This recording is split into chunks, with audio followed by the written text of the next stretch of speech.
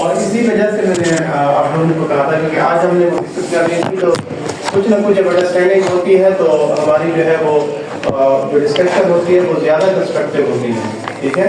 उसमें आप लोगों का अंडरस्टैंडिंग भी जो है वो ज़्यादा बेहतर होती है, क्योंकि आप क्वेश्चन कर सकते हैं।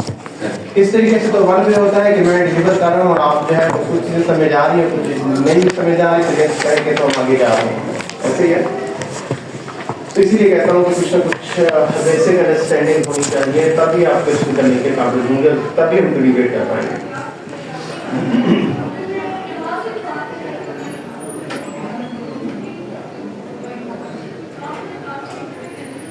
तो आमतौर पर रिसर्च फिलॉसफी आपने सुनी है, तो वैसे तो एक वर्ड फिलॉसफी जो यूज होता है इसका भी कभी आपने ध्यान दिया इस पर कि क्या चीज है?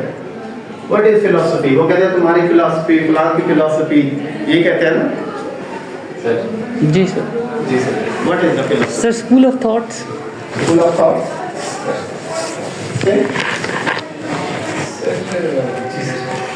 नहीं अगर डिफिकल्ट होता है आपके माइंड में क्या आता है?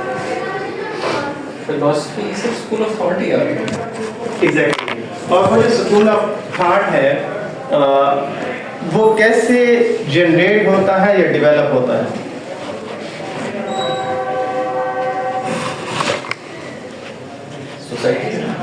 सोसाइटी से बिल्कुल सही है सर। Experiences, culture, languages, culture, history, yes sir, physical law, religion, artifacture, consciousness, ये सारी चीजें हैं जो एक्चुअल में आपको अच्छा भाई साहब, वैसे जो फिलॉसफी का अगर आप देखें तो it is a combination of two words and these are Greek words. One is philo and the second is Sophia. Philo means love and Sophia means wisdom, love for wisdom. और वो जो wisdom है actual में हम कहते हैं कि फलां बहुत वाइज है, वो जो वाइज है और फिर हम उसकी बात को समझते हैं कि ये बहुत जबरदस्त बात करेगा। और जितनी चीजें मैंने और आपने अभी डिस्कस की है वो सारी की सारी कहीं ना कहीं उसके पास उसने ऑब्जर्व भी किए हैं, उसने लर्न भी किए हैं, उसने देखी भी है, उसने सुनी भी है, उसने समझी भी है और उनके बारे में उसने पढ़ा भी है पास्ट में, हिस्ट्री में। तो जो हम बात कर रहे थे कि उसका फिजिकल लॉ क्या है, परसेप्शन उसकी क्या कैसे बनी है, उसका कॉन्शियसनेस कैसा है, उसका कॉग्निटिव लेवल जो है वो कैसा है, फिर उसके बाद उसने कल्चर से क्या सीखा है, ऐसे ही है ना, फिर सोसाइटी से क्या सीखा है, रिलीजन से क्या सीखा है, रेस से क्या सीखा है। तो ये है एक्चुअल में जो हम जब रिसर्च करते हैं तो साथ ये आपको थोड़ी थोड़ी सी तैयारी आपके वायदे के हवाले से बताता जाता हूँ कि रिसर्च मेथोडोलॉजी जब हम लिखते हैं थर्ड चैप्टर तो उसके अंदर पहला क्वेश्चन यही होता है कि आपकी रिसर्च फिलॉसफी क्या है, ठीक है। रिसर्च फिलॉसफी से ही शुरू होके तो फिर हम जाते हैं कि रिसर्च अप्रोच क्या होगी, जैसे आप लोगों ने ऑनियन पढ़ा है, ठीक है, रिसर्च स्ट्रेटेजी क्या होगी, डिजाइन क्या होगा, ठीक है। ये सारी चीजें जो है वो ग्रेजुअली इसी ऑर्डर के अंदर आएंगी और यही इसी वो जो विजडम या वो जो रियलिटी या वो ट्रुथ है जिसको हम एक्चुअल में समझने की कोशिश करते हैं तो वो फिलॉसफी उसे हम कहते हैं कि एक्चुअल में रियलिटी है क्या और उस रियलिटी जो एग्जिस्ट करती है, जो ट्रुथ एग्जिस्ट करता है एक्चुअल में, उसको हम कैसे जानते हैं कि ये रियलिटी है। एक तो ये रियलिटी क्या है, ठीक है, दूसरा है कि आपको कैसे पता है कि ये रियलिटी है। इसका मतलब है कि उसके एंटीसीडेंट्स क्या हैं, वो क्या सर्कमस्टांसेस हैं, कैसे आपको पता चला है कि एक्चुअल में ये रियलिटी एग्जिस्ट करती है। तो इन दोनों चीजों का रियलिटी क्या है वन थिंग, और दूसरा ये रियलिटी या ट्रुथ एग्जिस्ट कैसे करता है, आपको कैसे पता है कि ये रियलिटी है। तो इन दोनों चीजों को जब हम कंबाइन करते हैं तो ये हमारे पास आती है क्या, रिसर्च फिलॉसफी। देखो हमें किसी भी प्रॉब्लम को सॉल्व करने के लिए ही रिसर्च करते हैं ना, और हमने कहा कि उसका सॉल्यूशन तो आसान होता है लेकिन एक्चुअल में वो प्रॉब्लम आइडेंटिफाई करना मुश्किल होता है, क्योंकि उसकी हमें बज़ाहिर सिम्टम्स नजर आ रही होती है लेकिन उसके रूट कॉजेज नजर नहीं आ रहे होते, और सिम्टम्स की बेस के ऊपर हम रिसर्च करते हैं और फिर हम रूट कॉजेज तक पहुंचते हैं। तो वो एक्चुअल में जैसे हमें पता चलता है कि ये वाकई में प्रॉब्लम है जो इस सिम्टम्स को क्या कर रहा है, सपोर्ट कर रहा है, इसकी वजह बन रहा है, इसकी रीजन बन रहा है। और उस वो जो रीजंस एक्चुअल में वो एनवायरमेंटल हो सकती हैं, वो कल्चरल हो सकती हैं, वो परसेप्शनल हो सकती हैं, वो कॉन्शियस से रिलेट हो सकती हैं, वो फिजिकल लॉ से रिलेट हो सकती हैं। तो जब यहाँ पे हमने जब हम किसी भी प्रॉब्लम को की सिम्टम्स आइडेंटिफाई करते हैं तो फिर हम उसके हवाले से देखते हैं कि मेरा जो इस रियलिटी को, इस ट्रुथ को, इस प्रॉब्लम को जो हमें नजर आ रहा है, इसको एक्सप्लोर करने के लिए मेरी फिलॉसफी क्या होनी चाहिए, इससे रिलेटेड फैक्ट्स या इससे रिलेटेड सर्कमस्टांसेस सर्च करने के लिए मेरा तरीकाकार क्या होना चाहिए, मुझे कैसे पता चलेगा कि ये रियलिटी है, ये प्रॉब्लम एग्जिस्ट करता है।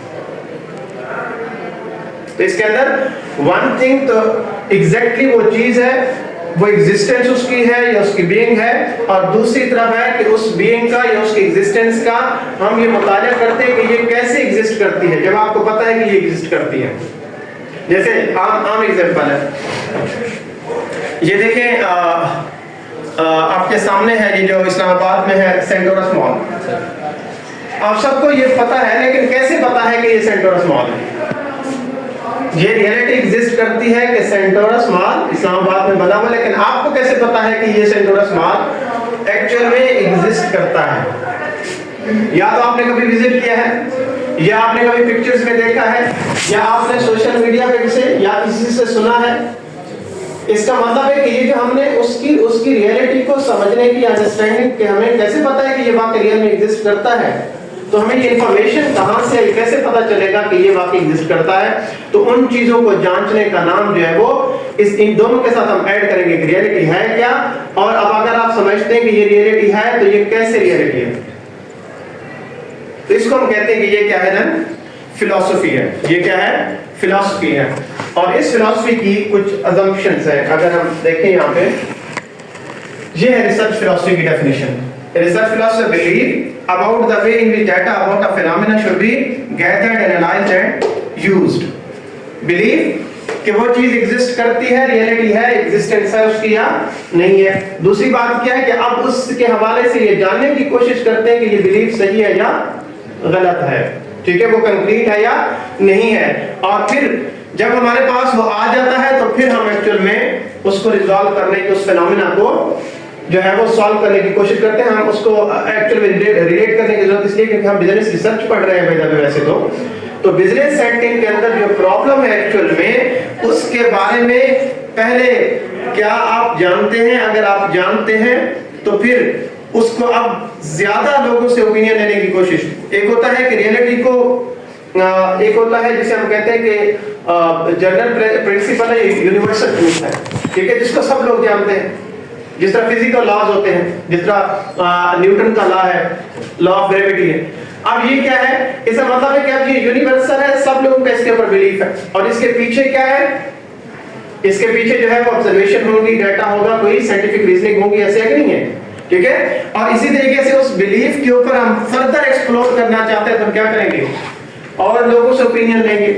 ऐसे ही है, अगर और लोगों से ओपिनियन लेंगे तो हम कहते हैं कि हमने डाटा कलेक्ट किया रेस्पोंडेंट से और फिर उस फिनोमेना को रिजॉल्व करने की हमने कोशिश की है। और जो फाइंडिंग्स रेस्पोंडेंट से आएंगी कि ये रियलिटी क्या है, सही है या गलत है, या इसके एंटीसीडेंट्स क्या है, तो इसका मतलब है कि उसको हमें क्या करना है? उसको हमें इंटरप्रेट करना है ताकि बाकी जनरल पब्लिक को भी बात मालूम हो सके। It is a combination of two philosophical assumptions. These are two philosophical assumptions. One is ontology and other is epistemology. जो आपने वहाँ पे philosophies देखी हैं वो frameworks हैं, paradigms हैं। आपने वहाँ देखा होगा कि positivism है, constructivism है, pragmatism है, am I right? तो वो research philosophy actually paradigms हैं, यानी रिसर्च को कंटिन्यू करने का जो प्रोसेस है, जो तरीकाकार है, जो वे आउट है, उसे हम कहते हैं कि वो रिसर्च फिलॉसफीज है जो रिसर्च यूनियन के अंदर लिखी हुई है, ठीक है। लेकिन वो जो रिसर्च फिलॉसफीज वहां पे बनी हुई है एक्चुअल में वो इन अजम्पशन की बेसिस के ऊपर है कि रिसर्च फिलॉसफी की अजम्पशन क्या है? One is ontology and other is epistemology. इसकी बेसिस के ऊपर जब ये दोनों ऐड होंगे, मैंने आपको क्या कहा भी कि रियलिटी क्या है और आपको कैसे पता है कि ये रियल है, कैसे पता है कि ये कैसे रियल है? This is epistemology. ये आंसर देता है कि रियलिटी है, एग्जिस्ट करती है, ट्रूथ है, एग्जिस्टेंस है, तो ये ओंटोलॉजी है। एपिस्टेमोलॉजी क्या है कि कैसे आपको पता है कि ये है? इसका मतलब है this is bit related to the process of exploring and making sure कि ये अंडरस्टैंड करने के लिए कि ये रियलिटी एग्जिस्ट करती है या नहीं करती।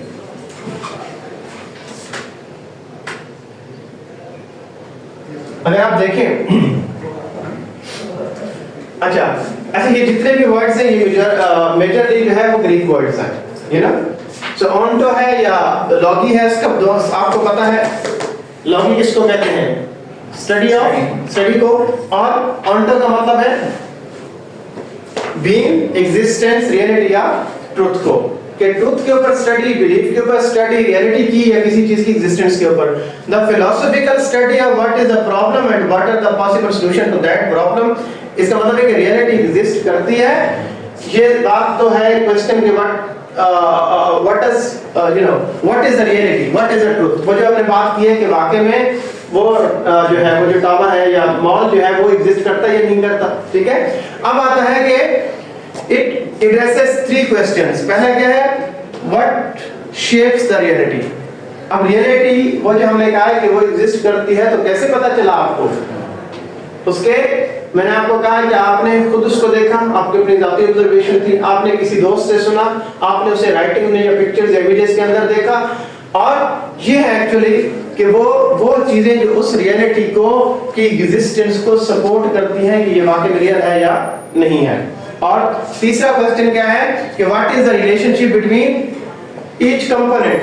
किसी ने कहा कि राइटिंग में बताया, किसी ने इमेजेस में बताया, किसी ने वर्ड्स के साथ बताया, नहीं, आपने खुद अपनी ऑब्जर्वेशन की।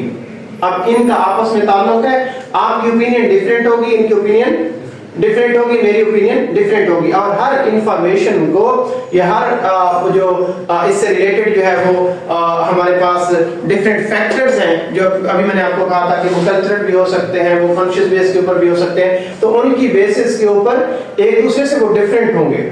तो वो रियलिटी को जो मैं उसको इंटरप्रेट, जैसे हम कहते हैं किसी चीज को मैं इंटरप्रेट डिफरेंट करता हूं, तो आप डिफरेंट करते हैं। तो जब हम किसी फिनोमेना के बारे में पूछ रहे होंगे, किसी रियलिटी के बारे में, तो आपकी अंडरस्टैंडिंग उसके हवाले से डिफरेंट होगी, मेरी अंडरस्टैंडिंग डिफरेंट होगी और इनकी डिफरेंट होगी। फिर हम ये देखेंगे कि इनके दरमियान में ये जो ओपिनियन है आपस में कोई ताल्लुक है भी के नहीं है। क्वालिटेटिव रिसर्च के अंदर आमतौर पर आपने सुना होगा कि हम उस वक्त तक इंटरव्यूज करते रहते हैं जब तक कि सैचुरेशन नहीं आ जाती। ऐसे नहीं है। सैचुरेशन का क्या मतलब है कि अब वो सब चीजें रिपीट हो रही हैं, जो आपकी ऑब्जर्वेशन थी वही मेरी ऑब्जर्वेशन है, वही आपकी ऑब्जर्वेशन है, इसका मतलब ये तो बात सेम है।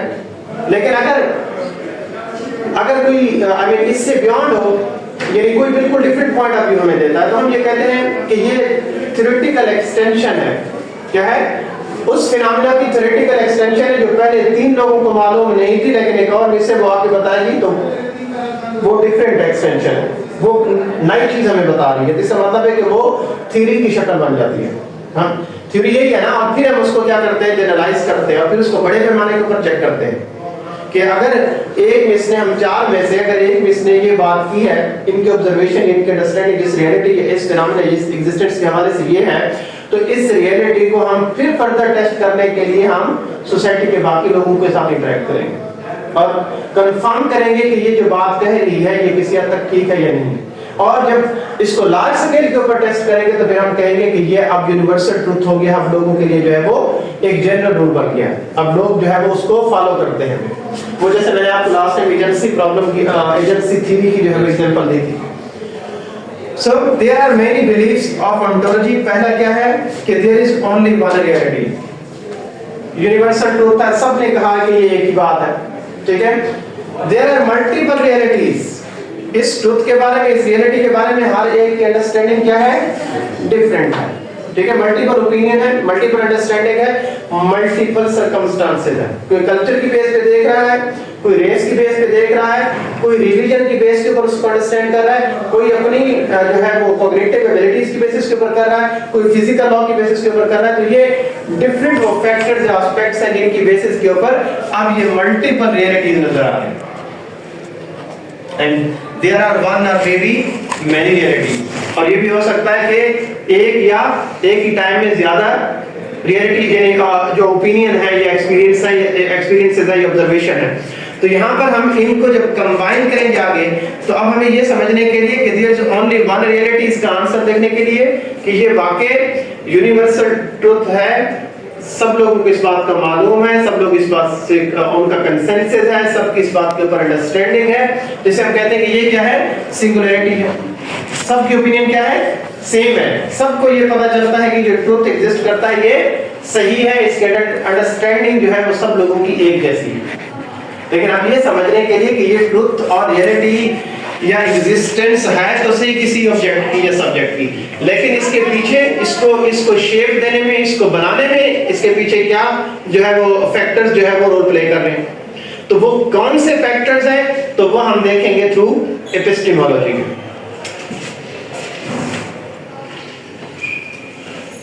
दैट द स्टडी, किस चीज की स्टडी है, reason, knowledge.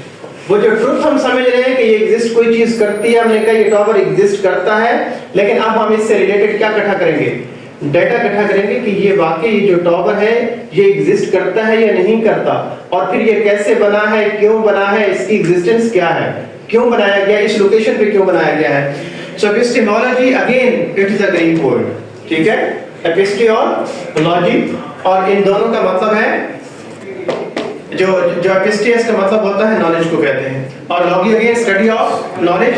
So the philosophical study of how do you know what you know, कैसे आप जानते हैं कि ये एग्जिस्ट करती है रियलिटी, ये ट्रुथ जो है वो एग्जिस्ट करता है। How you receive and collect the knowledge about the reality. अब आपके पास डिफरेंट तरीका का है कि आप ये देखेंगे वो जो रियलिटी एग्जिस्ट करती है वो कैसे एग्जिस्ट करती है, उससे रिलेटेड आप इंफॉर्मेशन कलेक्ट करना शुरू करेंगे। मैंने आपको जैसे बताया कि ये मॉल है, ये टावर है, लेकिन अब आपने कहा कि अगर ये है एग्जिस्ट करता है तो मुझे इसको इसके हवाले से पूछना चाहिए, ये कहाँ एग्जिस्ट करता है, कैसे एग्जिस्ट करता है, किस शक्ल में है, कितनी स्टोरीज हैं, किस लोकेशन के ऊपर है। तो मैंने क्या किया है, इससे रिलेटेड मैंने डाटा कलेक्ट करना शुरू किया है। किस वजह से, ताकि मैं अपने उस ट्रुथ की अंडरस्टैंडिंग या रियलिटी की अंडरस्टैंडिंग या नॉलेज को जो है वो क्या कर सकूं, उसको वैलिडेट कर सकूं। So there are three again famous beliefs of epistemology. इसके भी तीन beliefs हैं। One क्या, knowledge can be measured using scientific rule by reliable tools। कि आप मैं जब वो डाटा कलेक्ट करूंगा, इसको वैलिडेट करने के लिए ये रियलिटी एग्जिस्ट करती है या नहीं करती, तो इसका मतलब है कि पहली बात यह है कि मुझे इसे साइंटिफिक वे में लेके चलना है। साइंटिफिक वे का पता है किस चीज को कहते हैं सर, जिसमें एक्सपेरिमेंट्स किए हुए हैं, scientific methods, empirical research. Exactly इसका मतलब है कि आपको कोई रूल डिफाइन है, कोई प्रोसेस डिफाइन है, उसको फॉलो कर रहे हैं, स्टेप बाय स्टेप जो है वो उसको लेके चल रहे हैं, ऐसे ही है ना। तो हम कहते हैं कि इसको फिर हमें किसी तरीके से, अब बात होती है कि क्या मुझे बिलीव करना चाहिए कि मुझे किसी से स्टोरी सुननी चाहिए, या मुझे किसी की राइटिंग पढ़नी चाहिए, ठीक है, या फिर मुझे खुद जाकर ऑब्जर्व करना चाहिए। तो इसका मतलब है कि ये क्या है, अब इसमें से कौन सा बेहतर और रिलायबल तरीकाकार है जिसके थ्रू हम इसको क्या कर सकते हैं, वैलिडेट कर सकते हैं। So knowledge is interpretive in nature that needs to be interpreted और एक्सप्लेन। एक तरीकाकार तो ये है कि अगर आपको, जैसे हम कहते हैं कि न्यूमेरिकली चीजें मिलती हैं, क्वांटिफाई कर सकते हैं जिन चीजों को, तो उनको तो हमने टूल्स के साथ, रिलायबल टूल्स के साथ एवेल्युएट कर लिया, असेस कर लिया। जिस तरह हमने किसी वेरिएबल, किसी प्रॉब्लम के वेरिएबल्स जो हैं, उन वेरिएबल्स के क्वेश्चन बनाते हैं, उनको हम क्या कर देते हैं, क्वांटिफाई करते हैं, और उन क्वांटिफिकेशन को फिर हम एनालाइज करते हैं, फिर उनको इंटरप्रेट करते हैं। दूसरा तरीका क्या है, दूसरा तरीका कार ये है कि वो ऐसी ट्रुथ या ऐसी रियलिटी है या ऐसी एग्जिस्टेंस है जिसको ह्यूमन बिहेवियर या ह्यूमन परसेप्शन से रिलेट कर रही है, और जब तक मैं खुद नहीं बताऊंगा, आप खुद नहीं बताएंगे, तब तक जो है वो रियलिटी के बारे में हमें सही से पता नहीं चल पाएगा कि रियलिटी एग्जिस्ट करती है नहीं करती। और उसका तरीकाकार क्या है, ये इंटरप्रेटिव, मैंने आपको पहले भी बताया था, अप्रोच जो है वो क्या है कि मैं खुद कोई चीज आपसे सुनूं और फिर उसको नरेट कर दूं, ठीक है। और वहां पे मैंने क्या किया, क्वांटिफिकेशन किया, और यहां पर मैंने किया है उसे नरेट कर दिया है, और उस नॉलेज को एक्सप्लेन कर दिया है जो किसी और ने अपना एक्सपीरियंस या विजडम मेरे साथ शेयर की थी। सो knowledge should be examined using best tool, scientific design और इंटरप्रिटेशन। अभी मैं आपको थोड़ा सा आगे लेके चलता हूँ, शायद आपको इससे समझ आए ना कि अच्छा है या बुरा है। इसका मतलब है कि आप उसको वैल्यू कर रहे हैं ना, यदि उसको डिफरेंशिएट कर रहे हैं, एक दूसरे से कंपेयर कर रहे हैं, एक को वैल्यू कम दे रहे हैं और एक को ज्यादा वैल्यू दे रहे हैं, हम कहते हैं कि ये अच्छा और ये बुरा है। और दूसरा होता है एस्थेटिक। एस्थेटिक का मतलब होता है कि एक्चुअल में उसका ताल्लुक किससे हो।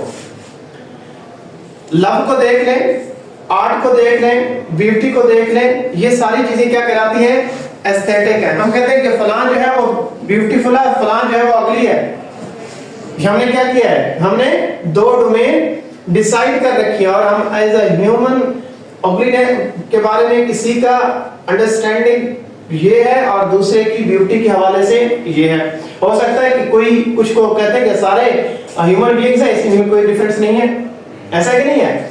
लेकिन ये जो एस्थेटिक है, तो कुछ लोगों का ये मानना है, इसको हमने इसलिए डिफरेंशिएट किया हुआ है कि हर इंडिविजुअल की रियलिटी के बारे में जो परसेप्शन है वो क्या है, डिफरेंट है। और अगर हम किसी चीज को गुड और बैड की बेस के ऊपर, उसकी ब्यूटी की बेस के ऊपर, लव की बेस के ऊपर, जस्टिस की बेस के ऊपर, इन चीजों की बेस के ऊपर देखेंगे तो हमने कहा कि एक्चुअल में हमने क्या किया है, हमने नेचर ऑफ वैल्यू को स्टडी किया। जनरली हम एंथ्रोपोलॉजी के अंदर और सोशियोलॉजी के अंदर हम ये डिस्कस करते हैं।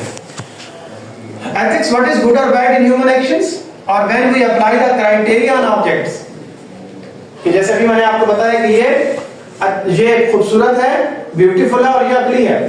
इसका मतलब है कि हमने इसका क्राइटेरिया सेट कर दिया कि इस ऑब्जेक्ट को हम एक और वैल्यू दे रहे हैं और दूसरे ऑब्जेक्ट को ये वैल्यू दे रहे हैं। और जिस एक ऑब्जेक्ट को हम एक तरह से वैल्यू देते हैं, दूसरे ऑब्जेक्ट को दूसरी तरह से वैल्यू देते हैं, हर एक की अपने लेवल के ऊपर इंपॉर्टेंस होती है। और वो किसकी बेसिस के ऊपर होती है, जो इसको अंडरस्टैंड कर रहा है, जिसके पास इसका नॉलेज है, जो इसको इंटरप्रेट कर रहा है। The philosophical study of goodness or value in the widest sense में हम ये कह सकते हैं कि हम अच्छे या बुरे की को असेस करते हैं या उसको एवेल्युएट करते हैं। तो जब हम इस तरह की कोई स्टडी करते हैं तो हमारी फिलॉसफी या विजडम किस बेसिस के ऊपर होती है, जैसे हम कहते हैं कि ये हमने एक्सियोलॉजी की फिलॉसफी जो है वो अजम्पशन जो है वो अप्लाई की है। यहाँ देखिए एवोल्यूशन ऑफ इंटेलेक्चुअल फ्रीडम, कि आपसे कुछ पढ़ा जा रहा है वरना मैं आपको बता देता हूं। जो फर्स्ट है that is before grade school, then grade students, then assistant professor, tenure professor and emeritus professor. So first क्या लिखा हुआ है, I am going to research whatever I want.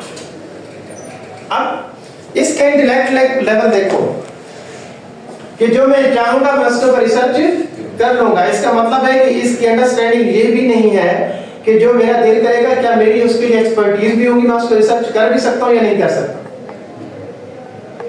बात समझ कि नहीं है, थोड़ा सा बड़ा हो गया। हाँ, अब क्या कह रहा है, I am going to research whatever my professor wants. क्योंकि उसकी वजह क्या है कि मेरा जो गाइड है वो मेरे से ज्यादा बेहतर जानता है, मैं उससे कंसल्ट करके वो जो कहेगा वो कहूंगा तो वो ज्यादा बेहतर चीज होगी। ठीक है, नेक्स्ट पे देखिए क्या होता है, I am going to research whatever my tenure committee wants. जिन्होंने मुझे प्रमोट करना है, एक्चुअल में मैं ये देखना चाहता हूं कि रिसर्च की रिक्वायरमेंट्स कितनी है मेरी प्रमोशंस के लिए, तो मैं उसके ऊपर रिसर्च करूंगा। ऐसे कि नहीं है। अब असल में मसला ये है कि मेरी जो इंटेंशन है किसी चीज को करने के बारे में, एक्ट्स के बारे में, उसके पीछे कोई ना कोई मोटिवेशन या कोई ना कोई डेस्टिनेशन जो है वो लिंक होता है या कनेक्टेड होता है। आगे देखिए टेन्योर प्रोफेसर क्या कहता है, I am going to research whatever my grant committee wants. अब यहाँ पर प्रमोशन और यहाँ पर क्या है कि अब मैं जिस लेवल के ऊपर हूँ, यूनिवर्सिटी मेरी इस जो है जो कैरियर है मेरा, इसकी बेसिस के ऊपर जो है वो रिसर्च ग्रांट्स क्या करती है, विन करती है। और मैं वो रिसर्च करूंगा जिससे यूनिवर्सिटी की ग्रांट कमेटी को फायदा होगा और उससे फिर मुझे क्या होगा, मुझे प्रोफेसरशिप में प्रमोट होने में इसका फायदा होगा। और आखिर में है कि I am going to research whatever I research in peace. क्या लिखा हुआ है, RIP, एमरिशियस प्रोफेसर, कि मैं अब वो लिखूंगा जो एक्चुअल में मुझे बाद में फायदा होगा, मेरे जाने के बाद लोग ये कहेंगे इन्होंने बहुत जबरदस्त काम किया। ऐसा कि नहीं है। तो उससे पहले क्या था, हर इंडिविजुअल की अपनी मोटिवेशन जो है वो अंडरस्टैंडिंग है किसी चीज को, किसी एक्ट को, उसके हवाले से उसकी अंडरस्टैंडिंग डिफरेंट है। और यहाँ पे ये कह रहा है कि अब चूंकि मैं इतना बूढ़ा हो गया हूँ तो अब मुझे दुनियावी फायदे कोई नहीं चाहिए, इसलिए अब मैं ऐसी रिसर्च करूं जो मेरे बात याद रखी जाए, मैं कहा हूं कि अच्छा फलाने ने रिसर्च की थी, बहुत फेमस आदमी था, और इससे आवाम को या पब्लिक को या स्कॉलर्स को जो है वो या एकेडमिशियंस को या इंडस्ट्रियलिस्ट को बहुत सारा फायदा पहुंचा है। This is the fourth assumptions of the philosophy.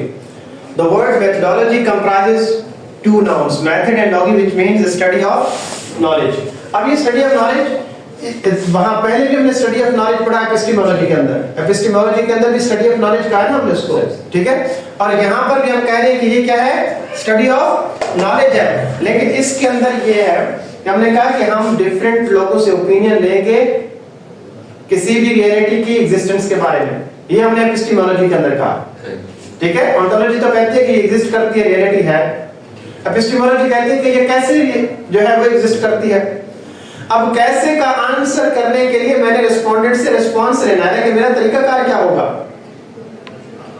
मैं इंट्रोड्यूस करूंगा, मैं बहुत सारे लोगों को मिला के फोकस ग्रुप करूंगा, मैं लोगों को क्वेश्चनर जो है वो फ्लोट कर दूंगा। ये वो तरीकाकार है, वो मेथड्स हैं जिसके थ्रू मैं वो रिस्पांस कलेक्ट कर सकता हूं और एग्जिस्टेंस ऑफ रियलिटी को वैलिडेट कर सकता हूं। So methodology is a branch of knowledge that deals with the general principles or axiom of the generation of new knowledge. It refers to the rational and the philosophical assumption that underlie any natural, social or human science study. Sir ये वो strategies भी है जो research onion में भी Exactly, strategy में भी, यानी मेथोडोलॉजी जो है वो स्ट्रेटजी के अंदर। अब हमने कहा कि रिस्पांस लेना, ये तो अंडरस्टूड हो गया। अब पता चला कि इस रियलिटी के पीछे कोई चीज छुपी है, हमें कैसे पता, हमारी अंडरस्टैंडिंग कैसे डेवलप होगी कि ये चीज एग्जिस्ट करती है। हमने ये तो तय कर लिया कि हमारी इस अंडरस्टैंडिंग को समझने के लिए कि हमें कैसे पता है कि ये चीज एग्जिस्ट करती है, वो चीजें हमें सर्च आउट करनी है, वो हमें फाइंड आउट करनी है उस रियलिटी को वैलिडेट करने के लिए, ऑथेंटिसिटी देने के लिए। लेकिन तरीकाकार क्या होगा, वो इंफॉर्मेशन कलेक्ट करने के लिए, वो जो हाउ का आंसर है कि how I know what I know, जो मैं जानता हूं वो मैं कैसे जानता हूं, जो कैसे जानता हूं उसका रिस्पांस लेने के लिए तरीकाकार क्या होगा, this is known as methodology.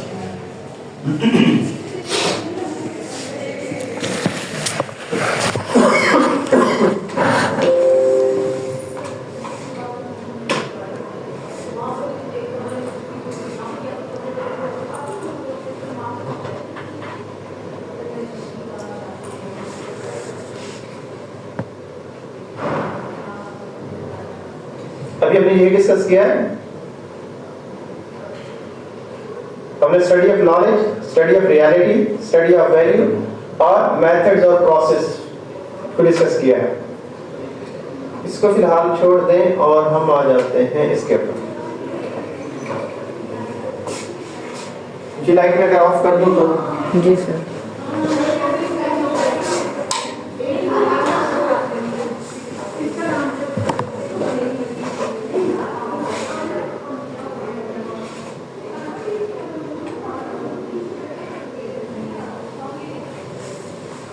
आपने फिलॉसफी में क्या पढ़ा था, रिसर्च ऑनियन के अंदर पॉजिटिविज्म पढ़ा था, और पॉजिटिविज्म रिसर्च फिलॉसफी कैसे बनती है based on the assumptions of the philosophy कि ये फुलफिल होगी। One is ontology and epistemology. पहली हमने अभी ऑन्टोलॉजी के 3 बिलीफ्स पढ़े थे कि रियलिटी जो है वो सिंगल हो सकती है, मल्टीपल हो सकती है, या वन है मोर हो सकती है। तो believe that there is only one reality और measured using reliable tools and design. अगर यूनिवर्सल ट्रूथ है, थ्योरी एग्जिस्ट करती है, तो आप उसको टेस्ट कर सकते हैं हम कि नहीं कर सकते बेस्ड ऑन द डाटा, हम उसे क्वांटिफाई कर सकते हैं। हमें पता है कि सैटिस्फैक्शन किस चीज को कहते हैं। अब सैटिस्फैक्शन को मेजर करने के लिए उसके आइटम्स या क्वेश्चंस जो है वो हम ड्रॉ करते हैं, देन उसको हम क्वांटिफाई करते हैं 1 2 3 4 5 स्ट्रांगली एग्री से स्ट्रांगली डिसएग्री से स्ट्रांगली एग्री तक। ऐसे ही है ना। और वो सिंगल है और किस बेसिस के ऊपर है, क्योंकि सैटिस्फैक्शन की थ्योरी जो है वो एग्जिस्ट करती है। ऐसे ही है। और अब अगर वो यूनिवर्सल ट्रूथ है, सिंगल रियलिटी है, तो उसको हम रिलायबल टूल्स और डिजाइन से क्या कर सकते हैं, मेजर कर सकते हैं कि सैटिस्फैक्शन क्या है, किसी फिर पर्टिकुलर फिनोमेना के हवाले से पूछेंगे। सेटिस्फेक्शन इटसेल्फ एक फिलॉसफी या रियलिटी मौजूद है, लेकिन किस चीज की सेटिस्फेक्शन? जॉब की सेटिस्फेक्शन है, ठीक है। किसी रेस्टोरेंट पे जाते हैं तो वहां खाने की सेटिस्फेक्शन है, वहां के एनवायरनमेंट की सेटिस्फेक्शन है, ऐसे ही है ना। तो इसका मतलब है कि अगर ये सेटिस्फेक्शन मौजूद है तो अब उससे रिलेटेड के सेटिस्फेक्शन के डिफरेंट एस्पेक्ट्स को समझने की कोशिश करनी है।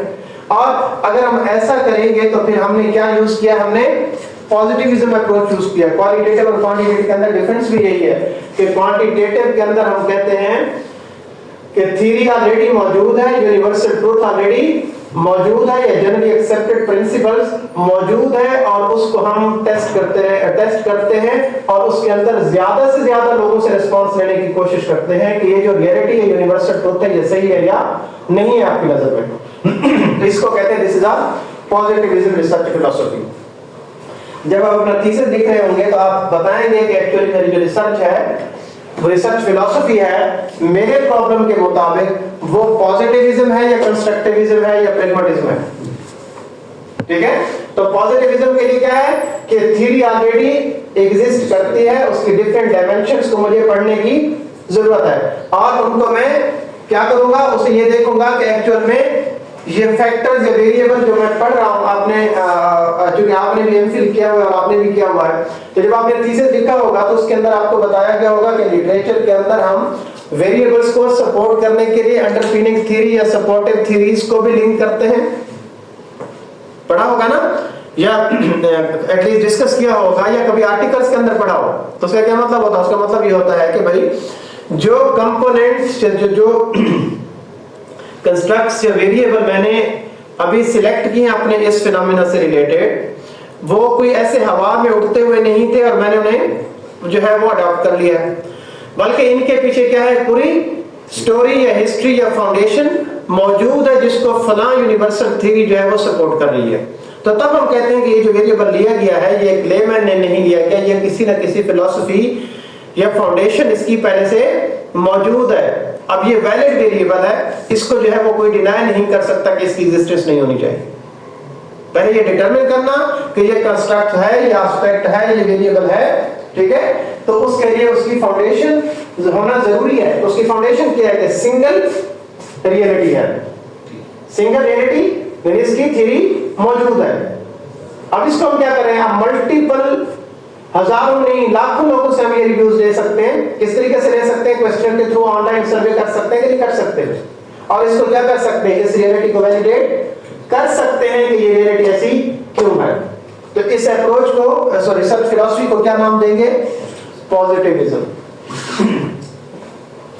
सेकंड देखिए, दूसरा बिलीफ हमने क्या बताया, रिसर्च फिलॉसफी की ओंटोलॉजी की असम्पशन क्या थी कि believe that there are multiple realities.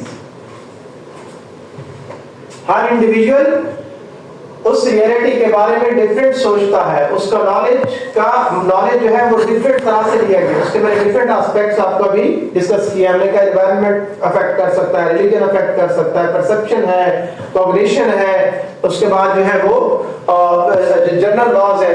तो ये सारे के सारे उसकी वजह से हर एक इंडिविजुअल्स की रियलिटी के हवाले से जो परसेप्शन है या जो मीनिंग है वो क्या होंगे, डिफरेंट होंगे। अगर डिफरेंट मीनिंग है तो फिर मुझे क्या करना है, हर इंडिविजुअल से इंटरव्यू करना है और पूछना है कि आपकी ऑब्जर्वेशन क्या है इसके ऊपर, क्या लिखा हुआ है। Knowledge needs to be interpreted और एक्सप्लेन्ड, कि आपने मुझे बताया, आपने भी मुझे बताया, आपका पॉइंट ऑफ व्यू डिफरेंट है और आपका पॉइंट ऑफ व्यू डिफरेंट है। अगर सेम होता तो फिर मैं उसे क्या कर लेता, कंबाइन कर लेता और उसे कोई नाम दे देता। तो यहाँ पर इंटरप्रेट करने का और एक्सप्लेन करने का मतलब ही यही है कि एहतशाम ने ये कहा और मैडम ने ये कहा। क्यों? क्योंकि दोनों इस रियलिटी को डिफरेंट मीनिंग दे रहे हैं, डिफरेंटली समझते हैं, अंडरस्टैंड करते हैं कि ये इसकी कंस्ट्रक्शन जो इस रियलिटी की वो आपके माइंड में डिफरेंट है और आपके माइंड में डिफरेंट है। और इसको हम कहते हैं ये क्या है, कंस्ट्रक्टिविज्म फिलॉसफी है। और इस पे हम क्या करेंगे, फिर क्वालिटेटिव रिसर्च अप्लाई करेंगे। पहले वाले में क्या है, क्वांटिटेटिव, क्योंकि हमारे पास थ्योरी मौजूद है, एक single reality generally accepted principal मौजूद है अब उसको वैलिडेट करने के लिए हम क्या करते हैं, हम मल्टीपल, अब जो है वो एक से ज्यादा लोगों से जो है वो क्या करते हैं, राय लेने की कोशिश करते हैं। ठीक है, और यहाँ पर क्या है कि यहाँ पर मल्टीपल एस्पेक्ट्स है और मल्टीपल एस्पेक्ट को हम नरेट कर लेंगे, और नरेट करेंगे, इंटरप्रेट करेंगे, तो हम मल्टीपल एस्पेक्ट्स को सुनना चाहते हैं कि आपकी ऑब्जर्वेशन क्या है उस फिनोमेना के बारे में, उस रियलिटी के बारे में जिसको आप डिस्कस करना चाहते हैं, जिसको आप प्रॉब्लम का नाम दें। ठीक है, और वो किसके थ्रू होगा, फिर वो क्वालिटेटिव रिसर्च के थ्रू होगा। तो याद रखिए, पॉजिटिविज्म जब भी होगा इसका मतलब है कि थ्योरी मौजूद है, उस थ्योरी को वैलिडेट करने के लिए या उसको टेस्ट करने के लिए या उसे कंफर्म करने के लिए आप क्या कर रहे होते हैं, हाइपोथेसिस डेवलप कर रहे होते हैं।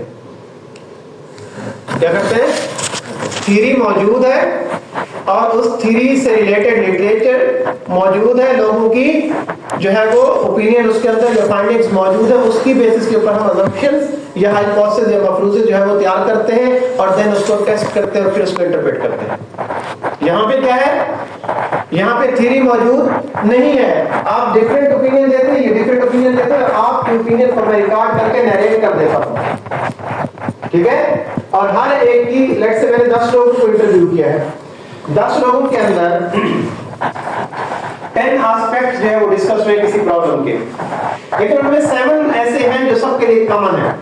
आपने भी सेम मीनिंग दी उसको, उस ऑब्जेक्ट को, इन्होंने भी सेम मीनिंग दी।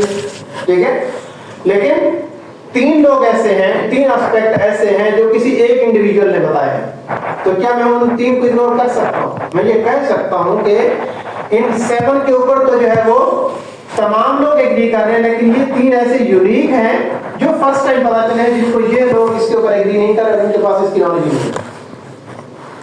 अब बात समझ नहीं, तो इसीलिए हम ये कहते हैं कि जब वो नई डायमेंशन आती है जो कि पहले एग्जिस्ट नहीं करती, तो वो किसी की ऑब्जर्वेशन या फीलिंग्स की बेसिस के ऊपर होती है, किसी की अपनी जाती ऑब्जर्वेशन के बारे में होती है।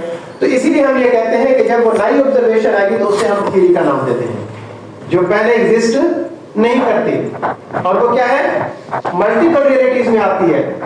सब लोगों में से किसी एक ने वो बात बताई जो बाकी के कभी ऑब्जर्वेशन में आई नहीं है। ठीक है, तो इसीलिए हम क्या कहते हैं, हम कहते हैं कि ये क्वालिटेटिव रिसर्च, जब भी कंस्ट्रक्टिविज्म पैराडाइम होगा तो इसका मतलब है कि आपने क्वालिटेटिव रिसर्च जो है वो यूज करनी है। लेकिन कंस्ट्रक्टिविज्म पैराडाइम और पॉजिटिविज्म पैराडाइम को पहले एक्सप्लेन करना जरूरी होता है कि हम पॉजिटिविज्म क्यों नहीं यूज कर रहे और कंस्ट्रक्टिविज्म क्यों नहीं यूज कर रहे। देखो, मैं कहता हूं कि ये फैक्टर तो आप सबको मालूम है, मैंने लास्ट टाइम भी पूछा था,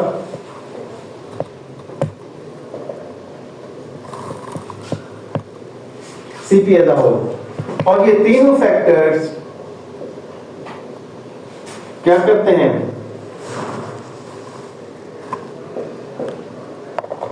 सीजीपीए के अंदर रोल प्ले करते हैं। बात समझ आई? अब अगर मुझे सिर्फ इसी के ऊपर ही रिसर्च करनी है, इकरा के स्टूडेंट्स का सीजीपीए क्या इन 3 फैक्टर से अफेक्ट होता या नहीं होता, तो क्या इससे रिलेटेड लोगों के पास पहले से रिसर्चेस मौजूद है कि नहीं है? ये थ्योरी है कि ये 3 फैक्टर्स इसको अफेक्ट करते हैं और तीनों इसको पॉजिटिवली अफेक्ट करते हैं और सिग्निफिकेंटली अफेक्ट करते हैं। क्यों? मिड के मार्क्स ज्यादा होंगे, फाइनल के मार्क्स ज्यादा होंगे, सीपी ज्यादा होगी तो सीजीपीए भी ज्यादा होगा। This is universal reality. अब इसके लिए अगर आपको रिसर्च करनी है तो क्या करेंगे आप? पॉजिटिविज्म अप्लाई करेंगे, सिंगल रियलिटी है, सब इसी को सेम मीनिंग दे रहे हैं, सारी यूनिवर्सिटीज के अंदर यही फार्मूला यूज होता है मोर और लेस। लेकिन अगर हम इसमें एक और डायमेंशन यूज कर लें और हम ये कहें, हम कहते हैं कि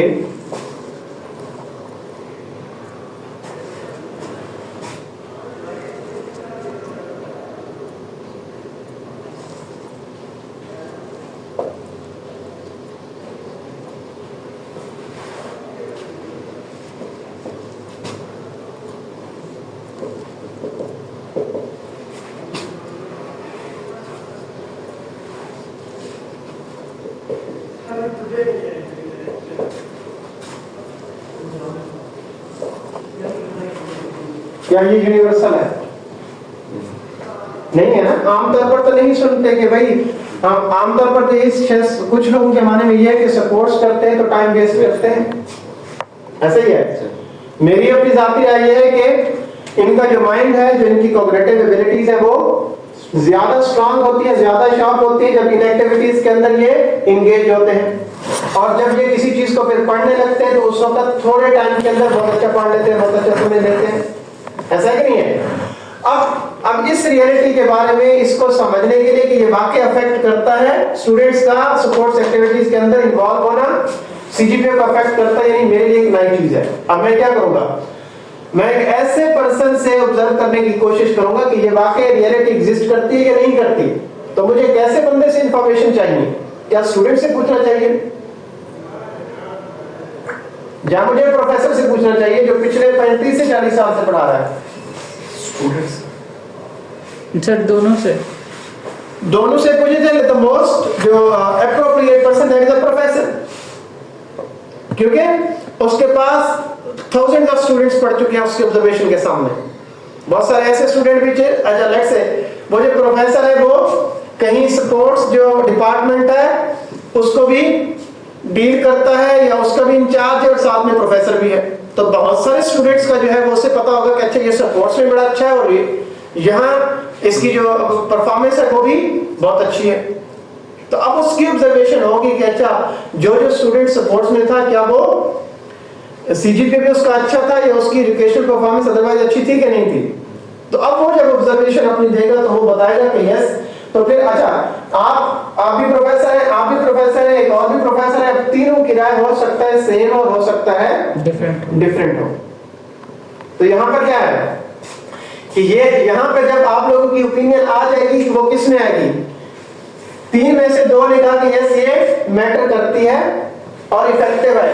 तो अब जब ये आप लोग इसको वैलिडेट कर देते हैं तो इसका मतलब है कि अब ये भी यूनिवर्सल ट्रूथ बन जाएगा और ये भी थ्योरी बन जाएगी। और लोग कहेंगे कि बच्चों को स्पोर्ट्स के अंदर डालें ताकि उनकी ये जो एकेडमिक परफॉर्मेंस है वो भी इससे बेहतर होगी।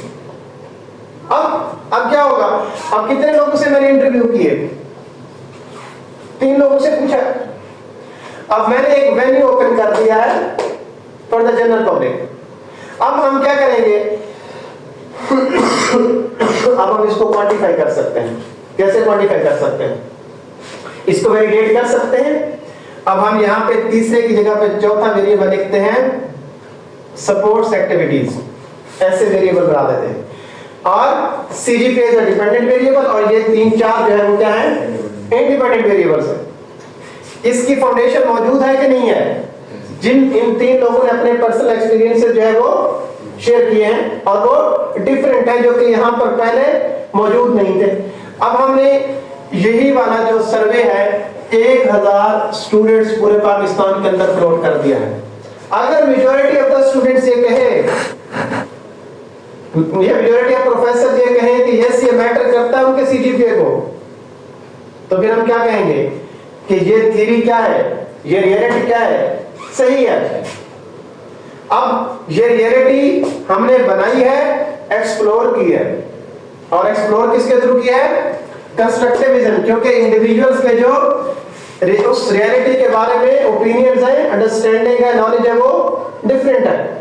अब उस डिफरेंट एस्पेक्ट को हमने लिया है, अब ये थ्योरी बनी है और कंस्ट्रक्टिविज्म के थ्रू अब इसको अगर टेस्ट करना है तो फिर हमें पॉजिटिविज्म में जाना पड़ेगा। अब हमें इसे टेस्ट करना है तो पॉजिटिविज्म में जाना पड़ेगा। आपने रिसर्च अप्रोच 2 पढ़ी होंगी, इंडक्टिव और डिडक्टिव। तो दिस इज इंडक्शन जो अभी मैंने किया है, और डिडक्शन करनी है तो फिर इसको अब देखिए जब 1000 यूनिवर्सिटीज के अंदर मेजॉरिटी कह देती है, हमारी फाइंडिंग कहते हैं कि sports activities significantly affect the CGPA of the students.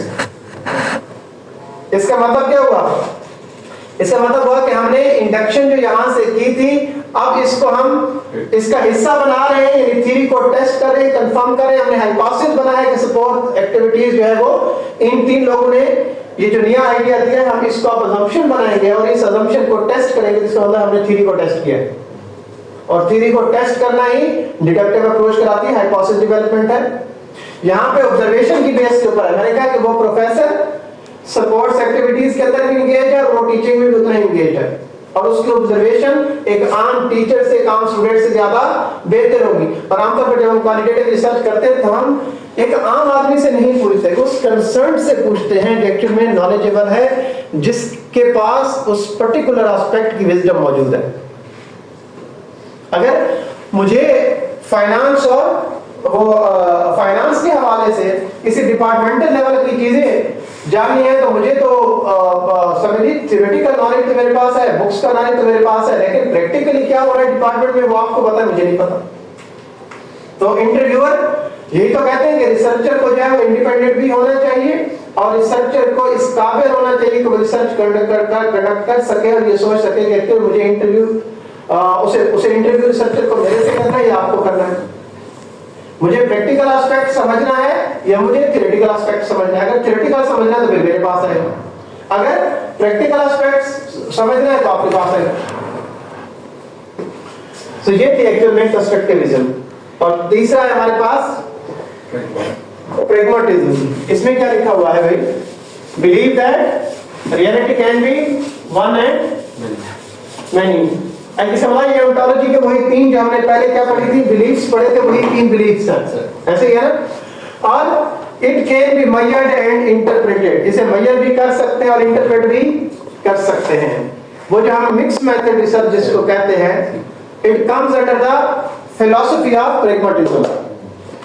कि अगर आपके पास पहले थ्योरी है तो आप उसको थ्योरी को टेस्ट कर लो, या पहले एक्सप्लोरेटरी स्टडी कर लो और फिर जो है वो क्वांटिटेटिव कर लो, यानी पहले क्वालिटेटिव और फिर क्वांटिटेटिव, या पहले क्वांटिटेटिव एंड देन क्वालिटेटिव। तो वो दोनों को क्या होता है, उसके बाद में कहते हैं कि कंफर्मेटरी स्टडी थी। क्या थी? कंफर्मेटरी। क्वांटिटेटिव किया है तो थ्योरी को आपने टेस्ट किया है और फिर आपने क्वालिटेटिव की वो उसको वैलिड करने के लिए आपने कुछ लोगों से सेम वो जो एरिया है या डिसिप्लिन है या डोमेन है उसी के लोगों से आपने इंटरव्यू करके कंफर्म कर दिया कि जिन क्वेश्चनर वालों ने क्वेश्चन फिल किया था क्या इनके और उनके रिस्पांस मैच करते हैं या नहीं करते। This is known as confirmatory study. इसको मेजर भी किया जा सकता है और इंटरप्रेट भी किया जा सकता है। लेकिन अगर यूनिवर्सल ट्रूथ है तो उसे क्या करते हैं? मेजर करते हैं। अगर मल्टीपल रियलिटीज है तो उसे इंटरप्रेट या एक्सप्लेन करते हैं। लेकिन अगर दोनों चीजें हो तो फिर हम क्या करेंगे? मेजर भी कर सकते हैं, उसे इंटरप्रेट भी कर सकते हैं।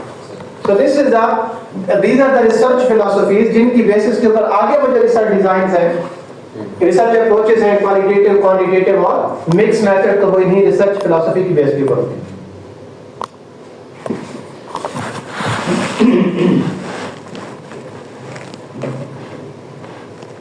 मुझे नजर आ रहा है आप सबको?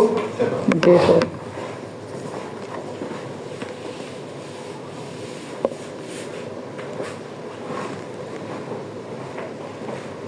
This is the summary of okay?